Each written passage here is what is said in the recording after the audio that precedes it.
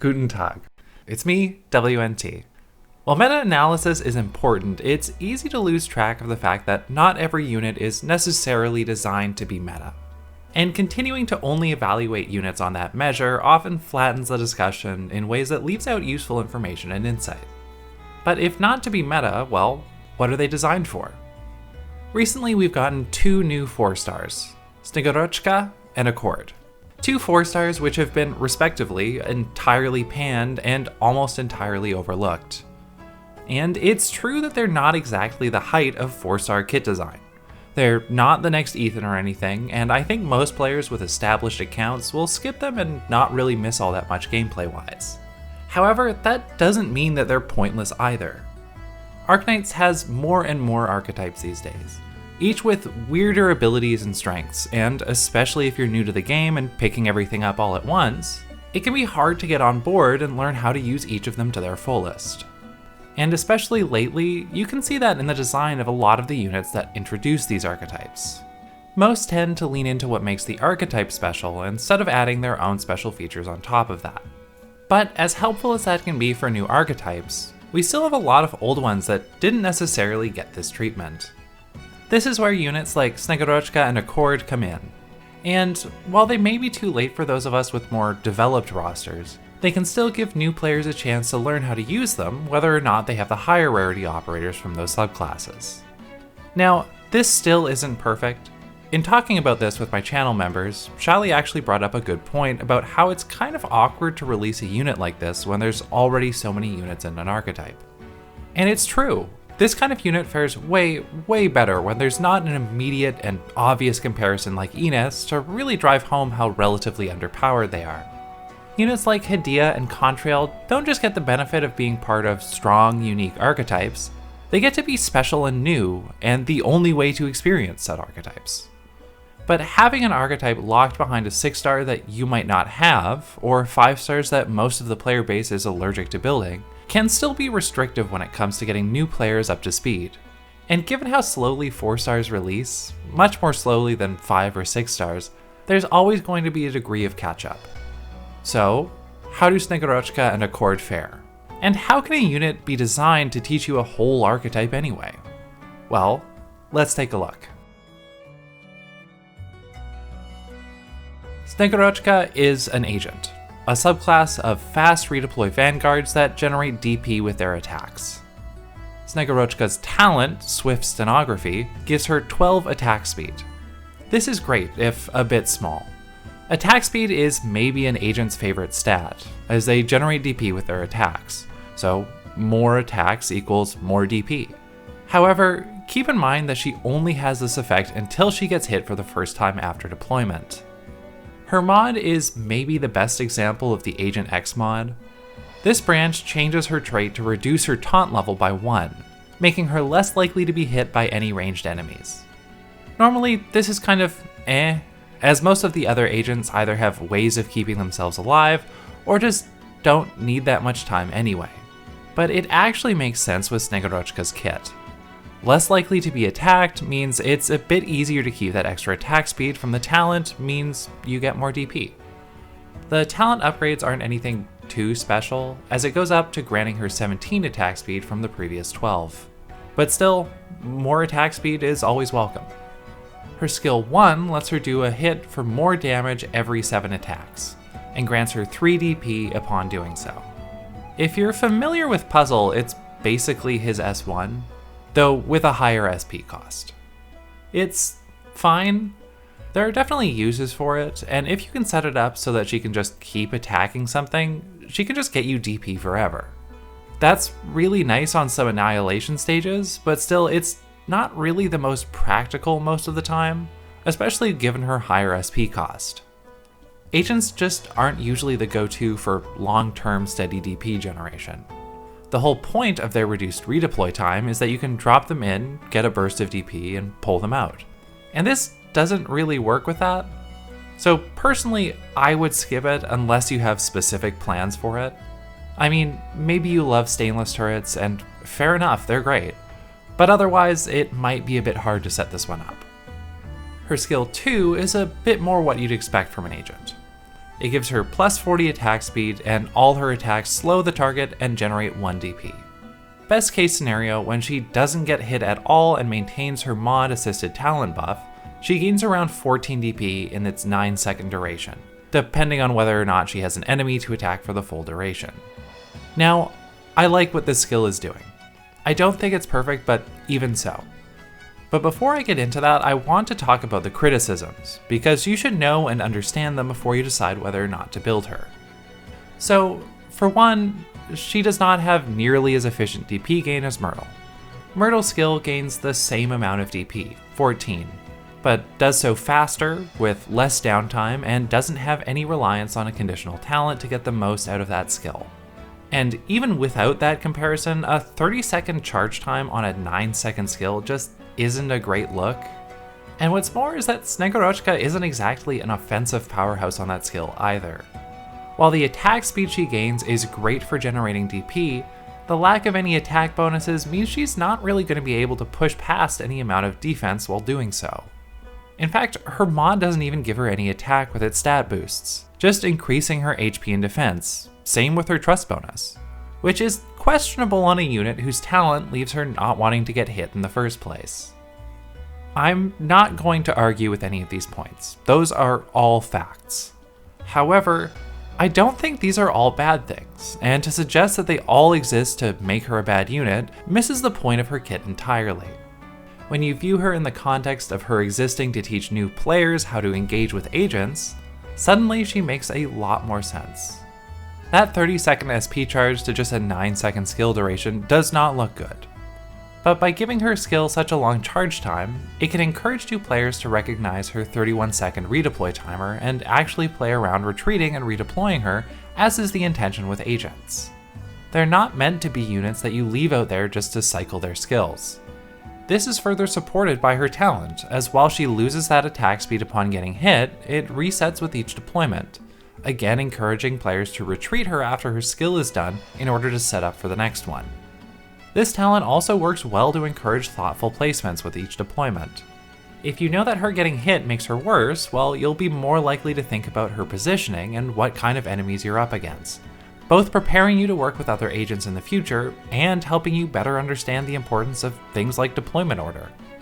Plus, once you get the hang of that, you can get her mod, letting you play around taunt levels to figure out how to be more aggressive with her placements, letting those same new players experiment with more advanced concepts as they improve their understanding of the game. Even the low attack with no boosts is, in my eyes, deliberate. One of the early complaints people had with agents, while the community was still kind of figuring them out, was that once they killed an enemy, they'd stop generating DP. While I think people eventually realized that this is not an issue in more difficult content, the first impression is understandable. And left to just use Enos in a regular stage, one a new player might actually be playing, the dog rush will just fold without letting you gain much DP. Making Snegurochka prioritize DP generation over killing enemies is, to me, them trying to avoid giving this same impression to new players, imparting on them that while agents can fight, that isn't their main goal. So while yes, she adds restrictions to an otherwise very flexible subclass, she does not do so to weaken it.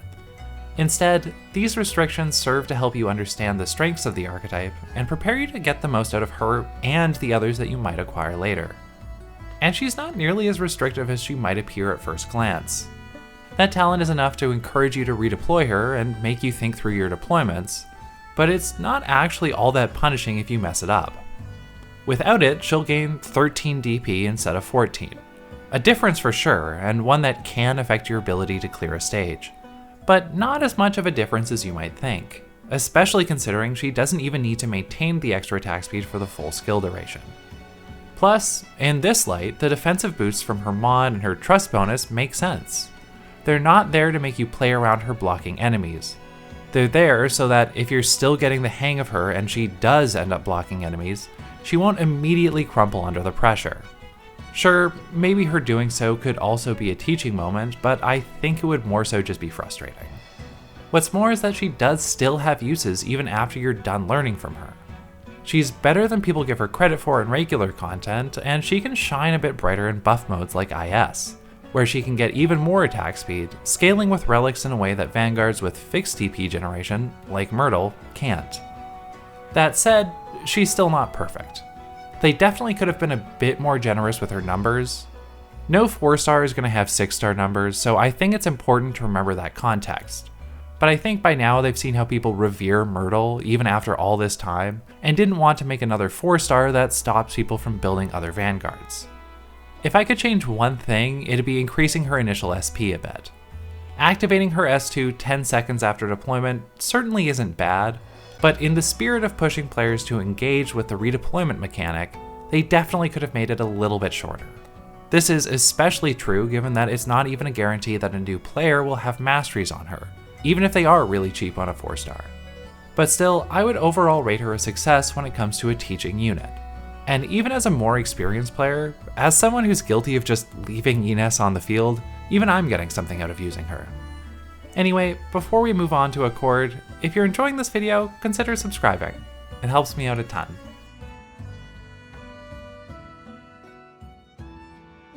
Akkord in general got a lot less buzz than Snegurochka, which, honestly, given how people reacted to Snegurochka, is probably a good thing.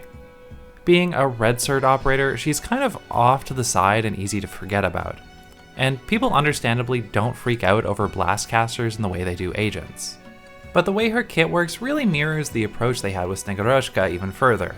Again, incentivizing you to engage with the subclass a certain way, while still letting her be a bit more flexible than she might initially appear.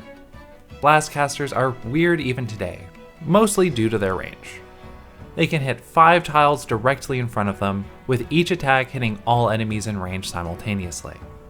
Akkord's talent increases her attack by 17% when there's another operator in her range. She has a pretty high attack stat, so while the boost is conditional, it's not that hard to trigger and it works nicely to increase her damage. Her mod, as you can imagine, increases this further, up to 22% at level 3. While the trait change increases the damage she deals the further away from her the enemies are, up to 110%. This is still the only main mod branch for blastcasters, so, you know, that's what she was gonna get.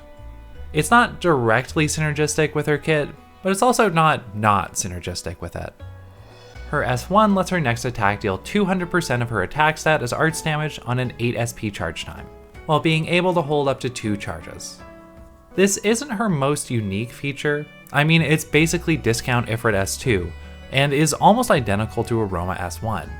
However, it's been a feature out of 3 out of 4 blastcasters because it's just nice to have that kind of consistent AoE damage. And to bring it back to them being more conservative with Snegurochka's numbers, the comparison to Aroma in particular highlights that they weren't nearly as tight with how they balanced Akkord. While this skill doesn't have Aroma's extra hit against aerial targets, the only other difference is that Akkord's skill does 200% of her attack versus Aroma's 210%. That extra hit against aerial targets isn't meaningless, especially considering that Aroma is capable of levitating enemies to trigger it, but it's still a lot tighter to the 5-star comparison than Snegurochka is to the 5-star agents. Her S2, however, is the main draw with her. That S2 increases her attack by 60%, and for its duration, each of her attacks trigger an extra sonic boom around every operator within her attack range, dealing an extra 25% of her attack as AoE damage.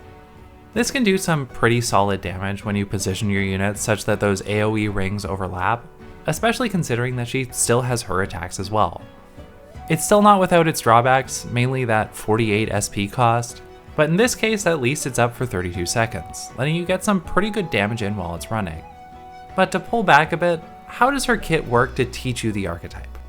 Well, blastcasters are maybe the most unique of the day 1 subclasses. While they don't have much in the way of mechanical gimmicks in the way that we have now with units taking off or various elements and statuses, their range is just so weird that they still take a bit to get your head around how to properly use them.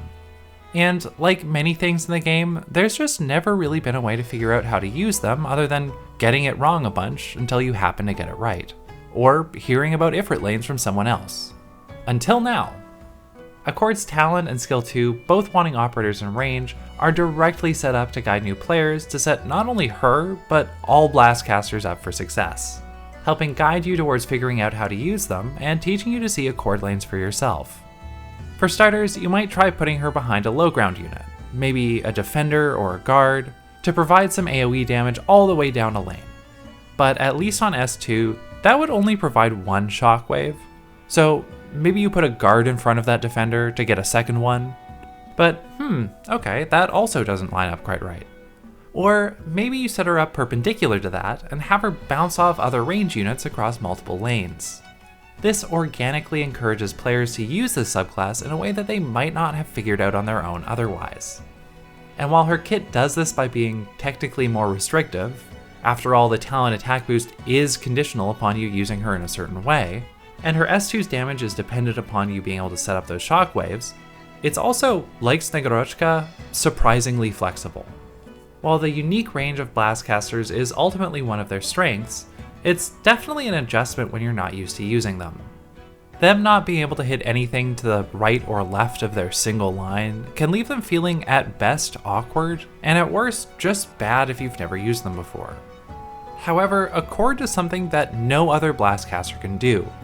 By giving the S2 shockwaves a ring around operators, she effectively expands her range in a way that'll soften those frustrations. Because a frustrated player isn't a learning player. Though again, like Snegurochka, she's not without her downsides. When it comes to teaching how to use units, I think her talent at S2 can perhaps initially be a bit confusing. While a normal Ifrit lane would have you slightly ahead of your defenders so as to hit all enemies blocked by them, I think it'd be easy enough to see Akkord's kit and set her up in line with those defenders, leaving her doing absolutely nothing off skill. I don't think it's that hard to make the jump from there to seeing what they want you to set up with her, but it's still true that they could convey the point a bit more clearly. Perhaps if her talent triggered specifically on having another high ground ally in range or something. Additionally, she's a pretty good 4-star, but a pretty good 4-star that costs over 30 DP. When the highest DPS unit in the game can be deployed for about half of her DP cost, well, DP costs as a mechanic are messed up. But she can still definitely contribute in day-to-day content, whether you want to try out her archetype for the first time or you're just looking to bolster your roster's AoE options. So I still think she quite deftly introduces a subclass to those who haven't tried it before. And given that she's by far the most accessible way to get into it, I think that's a really worthwhile addition to the game. Anyway, hopefully this look at these two can shed some light on the different types of kit design in Arknights, and the fact that non-meta units can be just as important. But this is not an exhaustive look at how operators are designed. In fact, teaching units and meta units are far from the only two types of designs in the game. And having units that can appeal to different players at different levels is a massive part of ensuring the game's long-term health. So next time you're asking yourself why a unit is bad, maybe instead try asking why they're designed that way. Maybe they're not for you, but they might still be for someone else. But that's it for me today. Thanks for watching, and again, consider dropping a sub while you're here. Thanks to my members Lasat, Shali, and Apparent Angel, and Auf Wiedersehen.